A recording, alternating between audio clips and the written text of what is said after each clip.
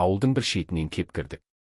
Өткен түндегі жауыннан тар көшенің ортасына жарқырап қақ тұрып қалыпты. 3-4 көгала қаз үйрек жүзіп жүр екен. Аңқылдай қанаттарымен су сабалап қашып шықты. Лайлы шалшықтың бетінде қағаз, шөп шалам, консерва қаңылтыры қалқып тұр. Жыландай ширатылған қара сымда көрінеді. Ондайда жүрегім зу ете түседі. Балонға кіріп кетсе, шоңқиып қалғанымыз ғой деймін. Төбесі тайпақ шетен қақпалы сұрғылт шым үйлер, әр түсті тақтай мен фанерден, тор сымнан тартылған аулалар қалып жатыр. Бір сәт маған сұрықсыз мынау тамдардан гөрі аула төріндегі мал қоралар әлдеқайда еңселі, аруақты көрініп кетті. Бұрын не ғып байқамағанмын. Бүгін даладан оралған екем ғой. Біріне бірі иықтаса, арқа түйістіре салынған үйлер көпті көрседе түйгені аз, жаңа мен жақсыға қуануы сараң бір жан сияқты. Баянсыз дүние алдамшы өмір дегенің жалғандығына енді көзі кетіп, өткен ит тіршіліктің өкініші өзегін өртеп отырғанда. Әр үйдің аула ортасынан қидың бозғылт, ашы түтіні еріншек көтеріліп жатыр. Ирелеңдеген шолақ көшенің бір қалтарысынан 4 құлақты, төбесі күмбез, іркес-тіркес шират шоғыры шыға келді. Автоинспекция жоқ, неден қорқасың? Заулатып өтсейші, деді Сапар күңк етіп. Бұрын осылардың ыңғайсыздығын сезбеуші едім. Қазір бір түрлі еңсені басып тұрады. Тіршілікте біраз тайраңдап, сайрандап ал, ертең сен де осы жерге келесің дейтін тәрізді. Машина жанынан селдірей қалып бара жатқан ескі ауылға самарқау қарап отыр. Күні кеше мына ескі там, жертөлелердің бірінен іңгәләп дүниеге келгенінде ұмытқандай. Жаңа совхозды мыналарға жапсарластыра салмай өзенге жақын жазықта көтергені қандай ақылдылық болған. Әрине дейсің.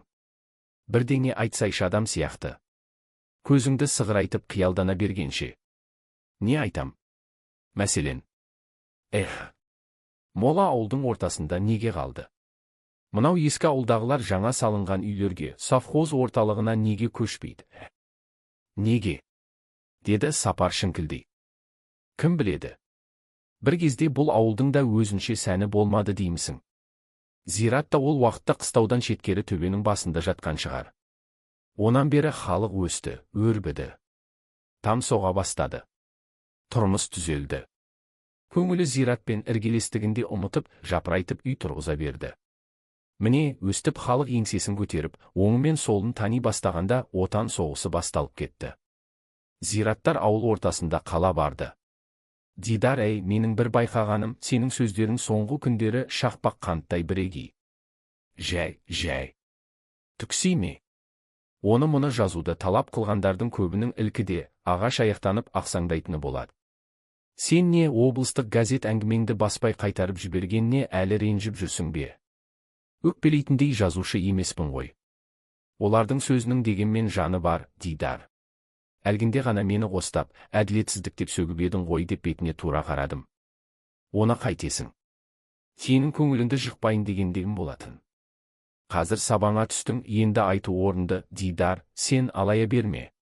Досшылатып, дұшпан күлдіріп айтады. Мен сенің досыңмын ба, дұшпаныңмын ба, Қайдан білейін? Солай ма? Деп ол сәл мүдіріп қалды. Сенің кейіпкерлерің шетінен сұлу, бал татыған тәтті. Бастан аяқ істейтіндері жақсылық. Адам емес мүсін. Дидар. Дидар. Жоғарыда отырған сәрсеннің кабинаның төбесін ұрғылай айқайлаған даусы естілді. Сапардың сөзін бөліп кетті. Мынаны жын соққан болар. Тоқташы. Сапар есікті жартылай ашып, жоғарыдағы сәрсенге әкіреңдеп жатыр. Не болды? Тоқта дедім ғой. Кабинаның артқы, кішкене торлы терезесінен қарап едім. Сапарға қолын сілкілей сөйлеп, машинаны тоқтатқанымша ол борттан секіріп түсті. Не дейді, Сапар. Кәукелектеген сорлы. Ши қалпағын түсіріп алыпты. Ол күңкілдей жерге туысты. Қабағы салбырап, түтігіп кетіпті. Жоқтан өзгеге бұлан талан бола қалатын оның баяғыдан әдеті. Гаражға бір 5-10 минут кешігіп ақ бардық. Ал онда тұрған не бар? Осы жерде қылт ете қалғандай ештеңе жоқ қой. Сәрсен мана бригададан бері шығарда, бала сыйлағанды білмейді екен. Өзімсінгенімді қорыққандыққа саятын сияқты ма, қалай деп еді, сонысының жаны бар ау деймін. Дидар, шылымың бар ма? Әкелші, деді Сапар көшенің жиегіндегі ағаштың біріне сүйеніп тұрған менің жаныма келіп. Жоқ. Анада салып тартып жүрең? Қойдың ба? Осындайда болмаса. Қойдым ғой. Ол мұрнын шүйіре тыржитып, сұнған отыма пәлдене тұтатып алды. Әне бір құшырлана сормай, ерінің ұшынан сыздықтата шығарыпты. Көп күттірген жоқ, ырсылдап сәрсенде жетті. Кінәлі жандай қолындағы қалпағын қайта қағып, мәй мөңкелеп бір нәрсе айтқалы оқталып келе жатқан Сапар шағып алды. Ит құлы итақай қоқырайтып қалпақ киетінді тауыпты ғой. Уә, сәке, басқа қалпақ сенің ненді алған? Тазға тарақтың жараспайтынын білетін ақ жастасың ғой деп, ол осы жерде еркіндік, еркелік дегеннің шекарасы, шамасы барын ұмытып еді. Сәрсен әптегенде түсіне алмай, дағдарып қалды.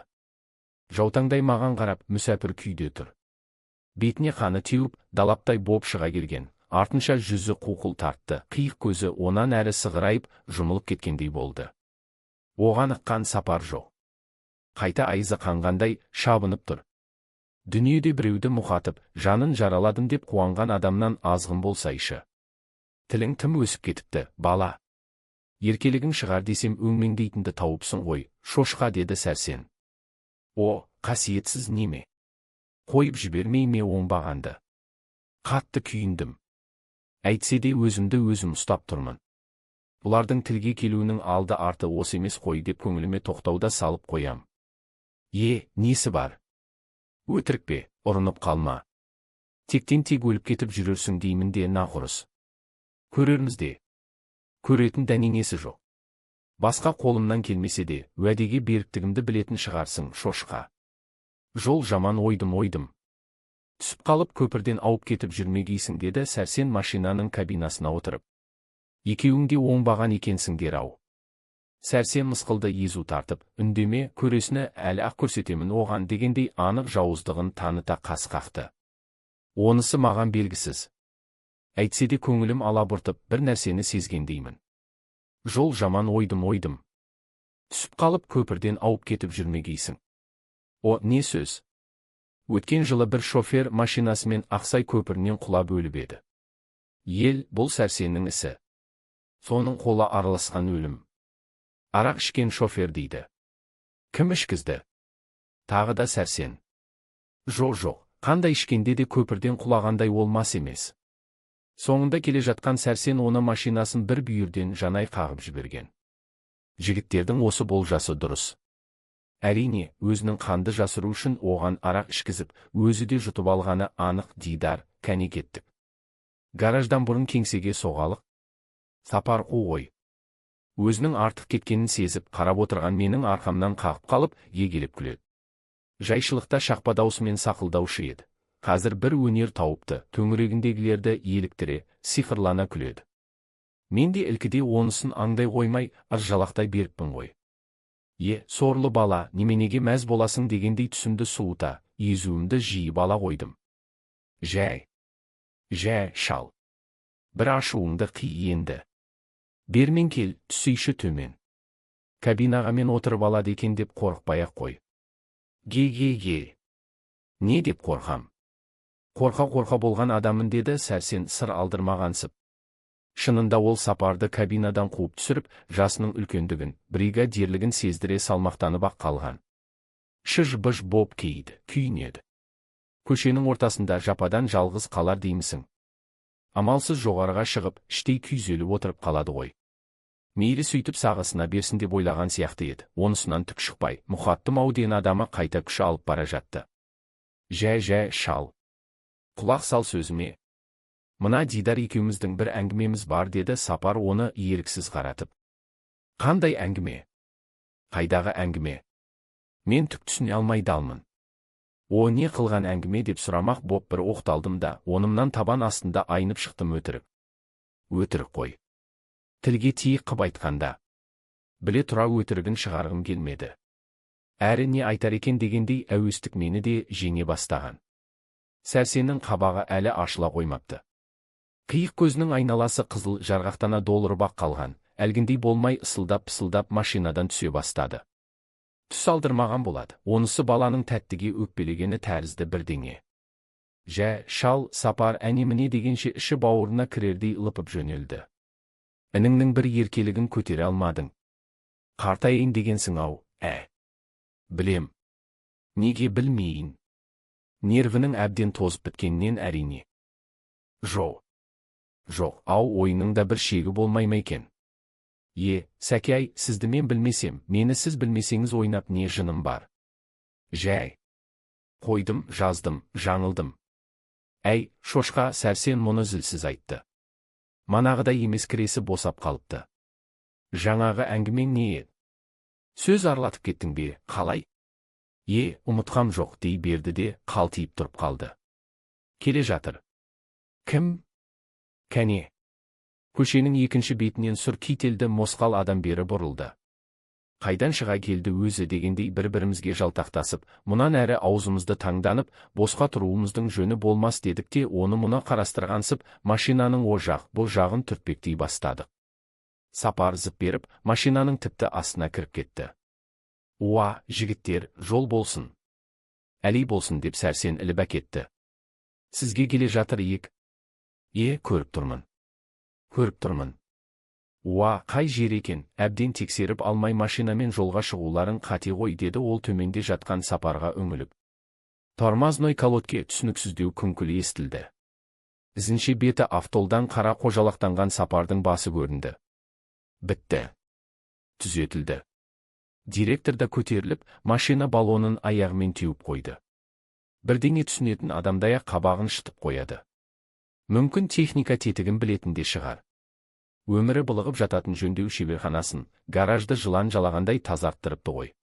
Механик, токар, слесарьлерді, тіпті инженердің өзін бір шыбықпен айдапты дейді Сәрсен, өз басым сенбеймін. Бізге келген директор қайбір көсегемізді көгерткен еді. Ертең ақ совхозды сүліктей сорып, не әбден титықтатып таятында. Стадион салдыртам депті дейді. Кәдімгі Астанадағыдай физкультура институтын бітірген бір жігіт келді совхозға. Бәрі былшыл, бос сөз. Сәрсен, мынау қай бала? Деді директор, менің жаныма келді. Шалқасынан қайырған толқынды қара шашына ақ кіре бастапты. Ұялы үлкен қой көзінің айналасы толған әжім. Үнемі жалаң бас жүреді. Біздің ауылдың ыстығы мен бораны әлі ақ басыңа бөрік пен қалпақты кигізер, тұра тұр. Ол саған Алатаудың саясындағы совхоз емес. Қосағасау деп қалды Сәрсен. Бектасов, қой шошқа Дидар Бектасов. Сәрсеннің осындай ерсілігі де бар. Мені бәрі білгендей кіммін сонша? Әлде мен жайлы әңгіме болды ма араларында? Естуім бар. Жақсы механизатор деуші еді, мынау машинасы салақ адам деп тұрған жоқ па? Қарашы, бригадир. Деді ол. Астындағы атын бапты ұстай білмегенді жігіт дейміз бе? Жоқ. Ендеше жақсы механизаторларың ба, бұл? Оң жақ көзінің астында тыртығы бар, осы адам көңіліме бір ұяламай-ақ қойғаны. Секемшіл, не болса соны тірнектеп, жіпке тізе беретіндей ұсақ, турашылдықта адамды қорлау, намысына тию деп түсінетін, қолық сұмдығы ішінде бар жан сияқтанады да тұрады. Бір ғажабы, бұрынғы директордай көзге мақтамайды екен. Алдына шақырып алып, ақыл айтуға да жоқ тәрізді. Өзі шолпанды қатты құрметтейтін көрінеді. Әйелді сыйламайтын бір еркек болсашы. Семьясын Астанадан неге көшіртіп алмай жүр дейсің? Жақсы, Сәрсен міңгірлеп қалды. Жаман болсам шопырлықтан қуыңыз. Екі қолға бір жұмыс табылады. Ал мені жақсы, жаман деп осы қазір базарға салмақсыздар ма? Бағамды асырып, не жасырмай-ақ қойыңдар. Керек болса мен бригадиріңмен қоса директорыңды сатып жіберермін деп машина кабинасынан секіріп түсіп, есікті сарт еткізе жауып жібердім. Аяқ астынан бұрқан-талқан бола қалғанымнан Сәрсен қатты шошынды. Дидар, жындандың ба? Нақұрыс. Осының басынан сөз асырмай шақ ете қалатын әдеті құрсын. Немене сонша? Әулие ме едің? Сен совхоздан шыққанда өледі деймісің жұрт, деді Сапар шақылдап. Сорлы. Фу. Сапардың жалбақтай итаршылана шабаланғанынан жирене, бетіне қалай түкіріп жібергенімді аңдамадым. Дидар. Тұра тұр. Әлі ақ алдыңа келтірермін деп ол ұмтыла түсіп, менің неден болса да осы қазір тайына қоймасымды байқады ма, бетін қолының сыртымен сүртіп тұрып қалды. Бектасов, сені мына мінезіңмен машина қалай көтеріп жүрді екен? Талай сынды ғой деп Сәрсен іліп әкетті. Алыстағы мал отарына жолсызбен жүк тасыттырсаң, темір тұрғай сенің өзіңде қирарсың, Сәрсен. Қайдағы отар? Не қылған жүк? Деп еді директор көзін жыпылықтата ойланып, Сапар апалақтаған Сәрсенге алая бір қарап қойып. Шай, қант оны мұны кәкір шүкірлер ғой. Сауда орнының өтінішін өтегеніміз еді деді іле. Көңілімдегі күдіктің сыры ашыла бастады. Кеше ауылдан шығарда Жан апаммен тілге кеп қалып едім. Осы Сәрсен мен Сапар үйіміздің төбесіне деп шифр түсіріп кетіпті. Ақша алмапты. Ер мойында қыл арқан шірімес, Дидар досымыз ғой. Қол ұшын бергеніміз. Бізде бар болып, онда жоқтығын біле тұра үндемей қалсақ, қатар құрбылығымыздан не пайда депті.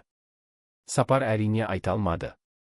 Апамның да көкейі кет әрі еместігін сезгенсін, онан әрі желдей еспейме бұл қу. Жүкті айтқанда неге шошынды? Неге жасырды? Бұрынғы директордың өзі рұқсат етпеп береді. Жұмыстан тыс жүк тасығаныңа деп 30 сом беріп Сәрсен арқамнан қақты. Әрине оны осы қазір айта алмаймын. Директор сенсе жақсы. Сенбесе ше. Әрі менікі қорқақтық, жай байбалам боп көрінеді ғой. Ал мыналар уәде етіп еді, сөйте тұра менің алдымды орап барады. Қайткен күнде сыбайлас қылу. Жақсы, жігіттер. Бүгін демалыңдар. Анау шабындықтан бері. Өзен бойына қашан көштіңдер? Деді директор. Көзі жасаурап кетті. Түнімен ұйықтамаған адамдай беті ісік тартып тұр. 2 күн болды. Жоқ. 2 күні несі? Бір жұма десейші деді Сапар Сәрсенді түзете. О жердің шабындығы да бітті де. Енді Ақсайдың тұсынан түсу керек деп директор сәл ойланып қалды. Көзі көшенің жиегінде сыбдыр-сыбдыр, сыр шер түскендей боп тұрған жасыл жапырақты ағаштарда. Көңілі қайда? Қалай ойлайсыңдар? Осы біздің совхоздың жеріне алма, алмұрт, жүзім, өрік ағаштарын отырғызса шығармайды. Мал шаруашылығымен бірге егістікті де қолға алсақ. Қатар жүргізсек. Жүргізерміз ау. Тек. Сәрсен, айт. Неге кідіресің? Мүмкін менің білместігім бар шығар. Директор біткен қателеседі екен деп білмеймін. Тек сүрініп кетіп жүрмесек. Нақұрыстың. Тоқта. Сәрсен, сенің осы орынды, орынсыз нақұрыс, шошқа дей беретінің ие. Ұят емес пе деді директор қызараңдай. Мәтелі ғой. Біз оған үйренгенбіз. Сапар сөзінің аяғын мәймөңкелей бітірді. Лайық десеңдер өздерің біліңдер. Келіссіз ақ енді. Сонымен сіз тек сүрінбесек дейсіз ғой. Деп Сәрсенге бұрылды. Сүрінбеу үшін жүрмей. Қол қусырып отыру керекті онда. Қызық екен. Жақсы, бригададан бәрін келдіңдер ме? Базарбек қарт қана қалды. Директор төс қалтасынан жазу книжкасын алып, көзілдіріксіз қарай бастады. Күбір-күбір бір нәрсені есептеп. Бектасов, сен орталыққа неге көшпейсің? Деді. Менің әлгі бір мінезімді тіпті елең қылмағандай. Генерал қарсы, ыржалақтап мен үшін Сапар жауап берді. Генералы кім? Апасы. Деді түсінгендей. Сіздер әрлі-берлі машинамен зырлап, сейілдемесін деп вагон монша алдырдық. Соны ертең тіркей кетіңдер, мақұл ма? Қосағасы, трактор болмаса. Трактор болады, Сәрсен, кинода барады. Газет журналда ала кетерсіздер. Айтпақтайым мен сіздерді жаңа бригадирлеріңмен құттықтамаппын ғой. Ол кім? Дестік жарыса.